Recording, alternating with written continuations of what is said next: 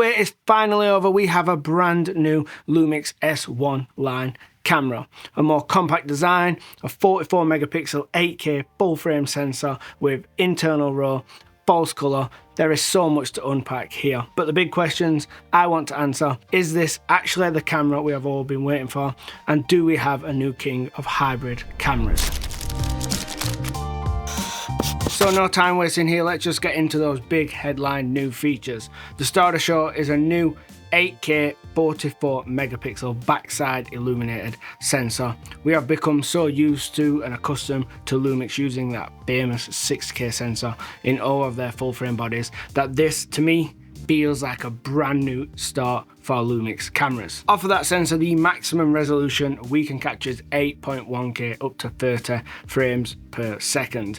As of right now anyways, and as of at time of launch. Lumix though have promised a free upgrade coming at some point in 2025 that will bring 8.1K open gate internally to this camera. And another amazing feature is we can now capture internally in ProRes and ProRes RAW in a Lumix full frame camera for the first ever time. The internal RAW though is limited to 5.8K, so not the full frame 8K sensor, and it does come with a crop, so again it's not the full sensor. I still think this is pretty amazing to see and have that option in a full frame camera now to capture internal RAW and ProRes. I wish it was Blackmagic. I know there's the licensing issue there and probably more stuff than I know about going on, but if it had B-RAW it would please so many of the DaVinci Resolve users, as ProRes RAW does not work.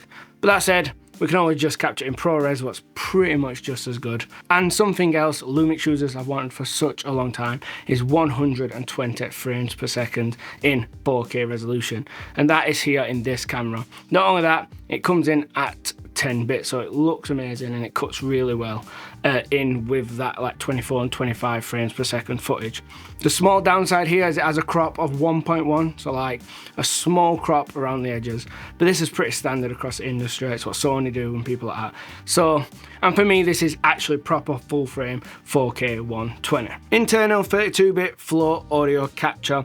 This is via the XLR2 adapter, the one that we've seen launch with the GH7, but regardless, this is still incredible. We also have a new pitch profiling camera, and this is Cine-like A2. It's made to get a really fast turnaround. It's like a HLG profile, so like cinematic look right out of camera. And the A stands for ARRI inspired, so it's really meant to imitate those kind of really cinematic colours. I'm more of a log guy. I shoot all the time in vlog, but if you do need an extremely fast turnaround, from my testing this looks really good. We also get a brand new body design. It is 20% smaller than the previous S1 line of cameras and pretty much identical to the S5 and S5 II bodies. But the overall like build quality and design is just much more professionally driven. It has locks on the memory card door and the battery door that was previously missing on the S5 cameras. It's even got a much requested feature of a dedicated lock button. You just flick the switch and every single button on the camera is disabled. Anybody who's used the S5 models of cameras will know the mistake that you accidentally spin the shutter wheel on top and you're like changing it as you're carrying it around. Well, good news, that's been fixed. They've like extended the grip to kind of block your thumb, and I can say from my testing, I've not once accidentally spun that wheel, so problem fixed there. We've also got the two big dials on top now lockable, like we see on the GH7 and stuff like that. And the biggest feature of all, the biggest upgrade, it was much needed, we now have a dedicated mode dial. So to the top left of the camera, we have the option to spin the dial to go from photo to video to S&Q. And not only does this keep us locked into one mode, the menus also follow. So this makes it much easier to find video settings when you are in video. You can be in 24 or 25 frames per second in video mode, and with one flick of a dial, you can be in 120 4K, just like that. Spin the dial, and everything is set, your shutter angle remains the same, and you're good to go. Some other new bits are we now have a carbon fiber shutter inside the camera, which I'm told is lighter and also stronger. But what I really love is they've now added the setting for you to close it when the camera is powered down, meaning when you do a lens swap, it will shut to protect your sensor. Now we have a front and back tally light, which lets us know that the camera is recording video, which is quite a professional feature to add into the camera, knowing it's going to take a little bit of battery life and cost a little bit more to implement. So to do this, it really shows how much Lumix are thinking about video users. It gets even better though, we're not done yet. We now have the flip and fold screen from the GH7. Anyone who saw my review will know that I stated in that video that this was the one feature I could not go back without.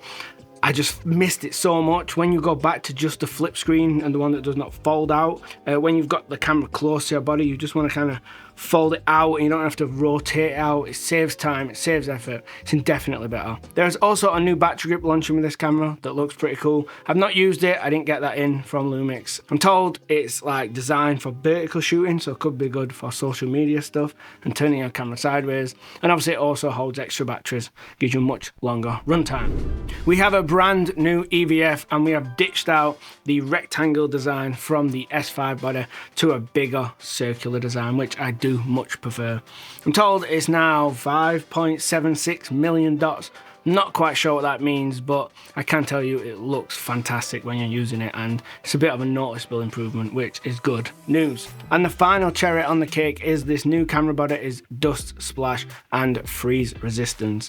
I got taken out to Norway on the Lumix trip, so we took this camera through some pretty harsh kind of snowy, winter mix, sleet, you name it. This camera getting hit with everything out there in the Arctic, and I didn't have a single problem. This camera feels really solid. All those little improvements kind of stack up to a major kind of usability change. When you're using it, you do notice all these little differences stacking up on top of each other, and it feels really well made. And the last thing I want to mention before we move on from the body design is the batteries. It no longer uses those bigger ones from the old S1 series of cameras. It now uses the smaller BLK22s, which are the ones from the S5 body, which makes total sense as this is now the same size as the S5 body. My initial worry was battery life was not going to be as good, but from my testing I think it's fine, and it was definitely the right move to make the camera body smaller and bring those batteries with it, as a lot of people may upgrade and you'll be able to share accessories and stuff like that. We'll get into some numbers for the battery tests in just a sec. So let's get into this brand new 8K sensor and find out what it can actually do. Lumix boasts a super impressive, usable 14 stops of dynamic range, but this does come with conditions. Enter the chat the brand new option in Lumix cameras called Dynamic Range Boost. Now in the settings, this is just an off and on setting. There's nothing too complicated here. And I know the question you're now thinking is, why would I not want more dynamic range? That's because it comes with two major downsides. The first one being frame rates. So when dynamic range boost is selected, no matter what you are in, 4K, 5.9K, 8.1K, there is nothing above 30 frames per second. And secondly, the biggest one for me is rolling shutter. We'll get into some numbers on this in a sec, but we have seen an option like this before in the DJI Ronin 8K, had pretty much the same option. Speaking of that camera, that sensor has awfully close resolution, dynamic range option. It also has a similar rolling shutter, also has like dimensions the same. I'll let you do the math yourself on the rest of that equation. I've not done any scientific testing, so take all these numbers with a massive grain of salt. But from my experience and just comparing it to other cameras, I'm gonna go for, with dynamic range boost turned off, it's around 15 milliseconds. Now, to say this as an 8K hybrid camera that really does good photos and video, I think that's really usable and pretty impressive, to be fair. The problem occurs though when you turn it on. I think we then push up to 30 milliseconds. Now this is an issue. I'm someone who thinks rolling shutter is just something for people to complain about on social media. My advice would be just don't turn this setting on. It does actually give you quite a lot more dynamic range. I would say like 1 to 2 stops more from my guessing, but at the cost of this rolling shutter is so bad it will ruin footage if you move anything fast. I initially thought, wait, if you're on a tripod then just have it turned on, but then when I was shooting, anything moving fast in the frame, I found just kind of lost its shape and it was just ugly. So I now have, it has to be something like landscapes or like interviews where you know the person may not be going to move fast at all. Just really kind of considerate control scenarios. But my advice here is 99% of the time, have it off, the footage still looks incredible, and you're going to get around like 50 milliseconds, which is pretty fantastic. So let's break down frame rates and resolutions. Bear with me here because there's quite a lot to kind of digest and get through, but I'll try explain this and get it out there as simple as possible. As I already mentioned, there is the 8.1K max resolution available at the time of this camera being now without the update, but this comes in a 420 color space and maxes out at 30 frames per second. So to get up to 50 or 60 frames per second, you then have to drop down to 5.9K, which is also the full sensor readout. Then dropping down to 4K, you then are able to go all the way up to 120 frames per second, and also anything 4K or below becomes 422 color space. Something else I got a lot of comments about was on the older S5 II models, when you went down to full HD, so 1080p, and went into 50 frames per second, for some strange reason, you lost the good phase detect AF. Well, I'm happy to say that is now fixed.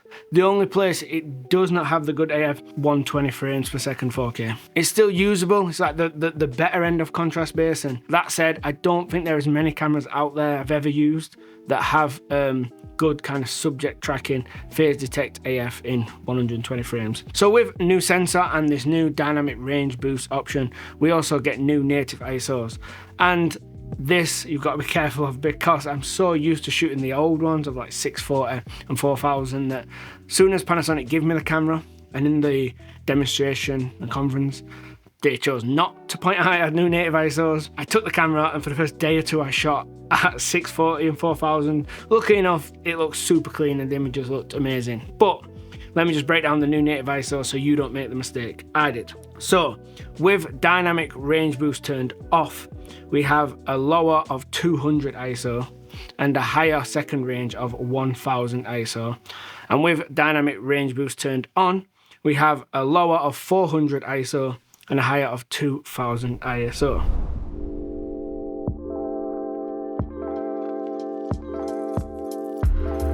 Regarding low light, because I know you're probably thinking it now, we've got lower native ISOs. I've not done enough testing to have a definitive answer right now. Loads more videos are coming on this camera on the channel. But from my little bit of testing, don't worry about low. This camera looks incredible. Like, I shot some 10,000 ISO stuff and they looked really usable. It was a really dark scenario as well. It was not like I was stepping down to get exposure. I was in a genuine like no light situation. And just in general, the noise floor of this, like comparing it in some small tests to the old S5 II, it destroys it. Like both at native ISOs, the shadows are so much cleaner on this camera. It's one of its strongest points. We also see the return of all the video focus features we get from Lumix that seem to be like pulling teeth to get them in other camera manufacturers' hybrid cameras. So we've got shutter angle, waveform, and we've now got the addition of false color. Thank the gods, we have got a mirrorless camera with built-in false color from the manufacturer. This is so good to use. I mapped it to like the right button on the back of the body, and it is even more important on a smaller mirrorless camera than it is a big cinema camera. Like more time when you're using a cinema camera, you're in like a controlled scenario. You've got an external monitor that's probably got built-in false color. You know, you're taking your time, kind of making sure you're exposed right.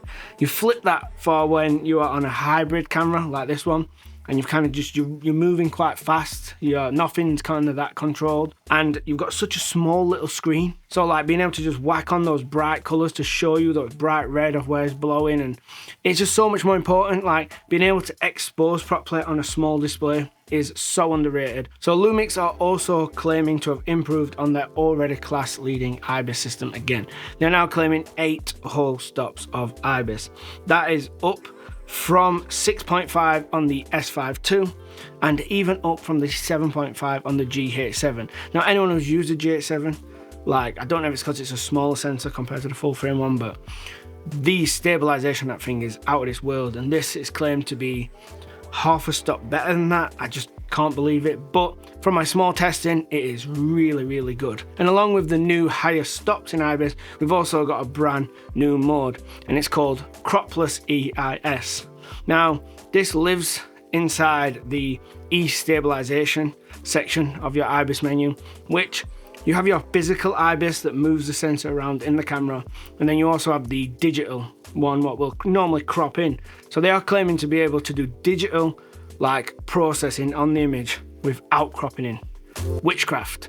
This sounds absolutely incredible, but it comes with a big negative, and that is it only works with Lumix native lenses. I'm used to this from Sony, I'm used to this from Canon, but I thought the whole point in the L-mount alliance was that your Sigma lenses felt like native lenses. Your Leica lenses felt like native lenses.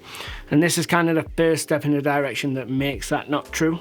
I was out in Norway with Ed, and Ed was using his 18mm Lumix lens, his prime lens, filming me just walking around, and he said that normally on this 18mm the edges kind of do the IBIS warp, etc. and all that stuff, and it's kind of like a massive improvement. He was super impressed with it, and from watching the footage back, I don't really have a comparison, but it looks great to me. And to say it did not crop in, witchcraft. So this is an amazing feature with a really awkward caveat that I hope Lumix remove and allow us to use our other L-mount lenses. So the final part of image quality I just want to touch on is when I first got the camera, something I'm really big on, I do all the time with my S5 II, is I capture in Blackmagic RAW via the HDMI, do the external RAW capture. So I go to the menu, gets out my recorder, and it's not there. Like there was no, going into B-roll on the recorder would not get the signal. So I goes back downstairs in the hotel to Lumix and says, where's the B-roll? And then the guy was like, it's inside the camera. And I'm like, no, it's not. So he then comes back and goes, sorry, mistake. It's coming to the camera, promised in a free update later down the road. I wish I had it now, but the one saving grace here for me was that they told me it is going to be 8.1K raw output. Now this is, I can only imagine how good the B-roll 8.1K images are going to be externally recorded from this camera. That is going to be some serious bang for your buck with what this camera costs. So let's talk AF. Lumix boasts a brand new, even better system. New AI features, so I was super excited to try this out. Let's just quickly catch up to date to what Lumix's journey has been here, because I think it's important before I open up this box. Lumix had really recently had no phase detect AF system for video, which is much faster than contrast based. They then released that, and it was like, this is okay, really good for the first ever one. Not quite up to the levels of Sony, etc. They then released a firmware update, and another firmware update, and on and on. And after I believe 4 or 5 different updates, honestly I can say my S5 II from Lumix is now my favourite AF system to use for video. I even prefer it over my Sony. I know it's controversial and a lot of people don't agree with me, but I just think it does what I want it to do more often. Now take all this with a pinch of salt, but when I started testing the S1RII, it felt like a step backwards. Even though they're saying it's even better, it's just awkward, it just behaves a little bit weird, and I just didn't find it snappy and responsive. They were shocked that I did not find it even better than the S5. They kind of was like, no, it's definitely going to be better. So I do kind of trust Lumix here. They did give me a firmware update saying try this should be fixed, because other creators are also mentioning about the AF being a bit unconfident, unpredictable, and some people have found that that's helped. Don't know if they're using Lumix lenses. I'm using a Sigma lens for my tests. I'm gonna say though, again, take all this with a pinch of salt, because I do believe even by the time the camera ships to customers' doors, Lumix may have this fixed. I would not be surprised where in the next 2 or 3 months, this is not one of the best systems on the planet. So we here are a very video focused channel, to the point where I've not even pressed the shutter button on this camera yet. Just shows what I'm all about. And this is a hybrid camera, so the first place my brain went when you're saying 8K hybrid camera was overheating. This is a very similar body design to the S5 II. I had no overheating issues at all, full stop, because I had a fan up above the EVF. It's good to know that we have that fan again in this, but we are dealing with much more resolution, which means much more processing, much more heat. So the first fan setting, Auto 1, and this regulates the fan up and down, kind of judging how hot the camera is, but it never allows the fan to turn off. So the lowest it will go is kind of like minimum speed. Then there is Auto 2, which is the same again, but this one does allow the fan to turn off. It'll allow the fan to drop down and total switch off if it feels it not needed, which I'm presuming is better for battery life. This is the default one, so out the box the camera comes in number 2 automatic. Then there is fast and slow, I'm sure you can work those out. Fast is fan, full speed, constantly going. And slow is fan, minimum speed, but constantly going. There is the classic thermal management setting, and I went in and turned that to high. I did get a thermometer out. It was around 20 to 23 degrees. Test number 1 I run was the fan just default. Auto 2, how it comes out the box. And I went to max resolution, 8.1K in 25 frames per second. I've got wrote down here that at 39 minutes we've seen this little triangle, which is like a hot warning sign saying the camera's getting too hot. And then at 45 minutes, it totally disabled the camera, stopped recording, and I had this message on screen that I'll put on now, and the camera's unusable. I then had to wait 7 minutes before the camera would be used again, and I didn't try and push it any further from there. Still in fan auto 2, I dropped down to 5.9K, didn't even get a warning sign, 4K, the same. Could not get it to warning, never mind overheat, so it seems like it's good in 5.9 and below, full stop. I then went back to 8.1K and tried it in the mode fan fast, so fan on max blasting out. And I didn't even get a warning sign. I got all the way to the battery dying, and that was that. I think once you're in fan fast, which is quite audible, like you can hear the fan kind of pushing, I think you are good if you really need to record long takes in 8.1K. That said though, I think if you're in 5.9K or 4K, you can just leave it in default and you'll be absolutely fine. So there is that reassurance. But where my mind really goes here is these promised 8.1K open gate, because that's even more sensor, even more data. Sure, that's gonna overheat even more, right?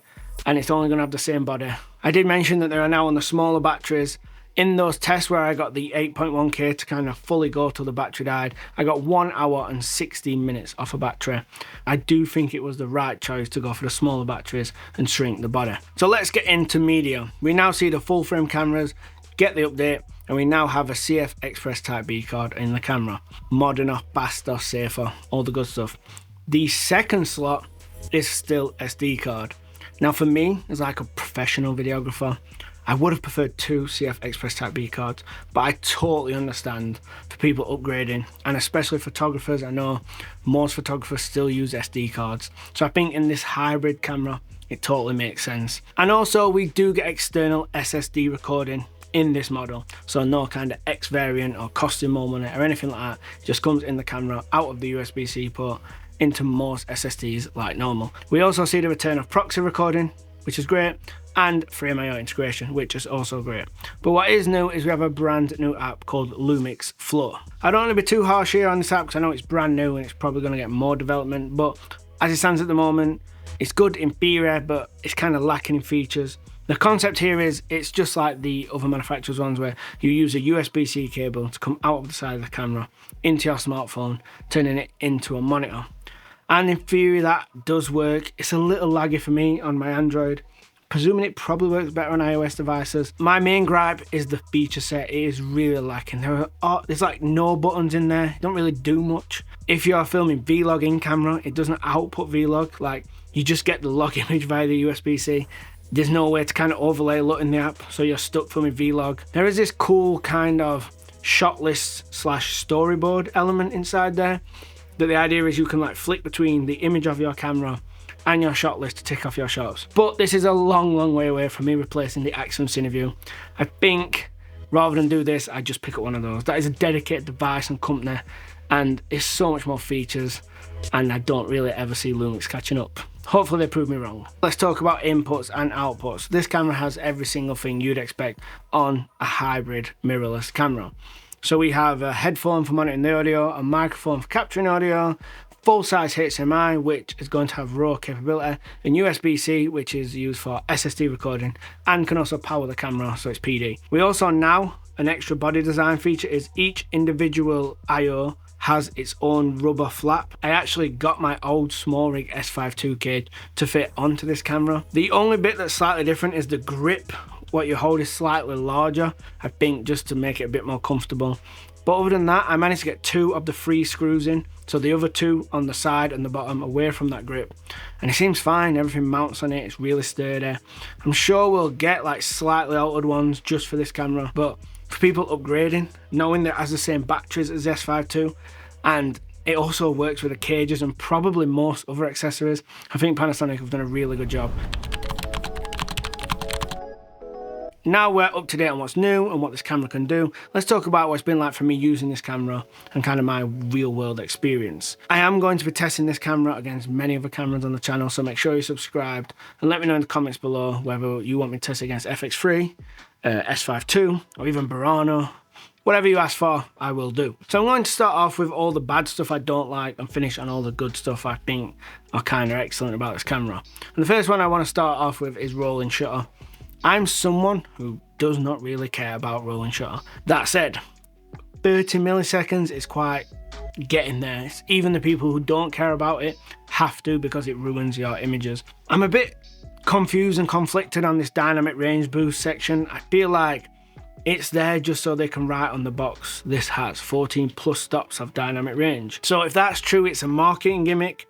I'm also using it right now just to test it again.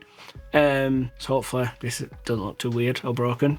And I think in certain scenarios, it will work. So I'm quite conflicted. I think there's really bad stuff and really good stuff about it. I will add though, before I move on, that dropping down to 5.9K and 4K probably stop pushing you into like 14, 13 milliseconds and getting you even better, and you're still getting the full sensor readout. So I think it's okay if you don't use dynamic range boost and you don't film in 8K, you're gonna be extra fine. Second one, this is a hybrid camera and I did find a little bit of moire.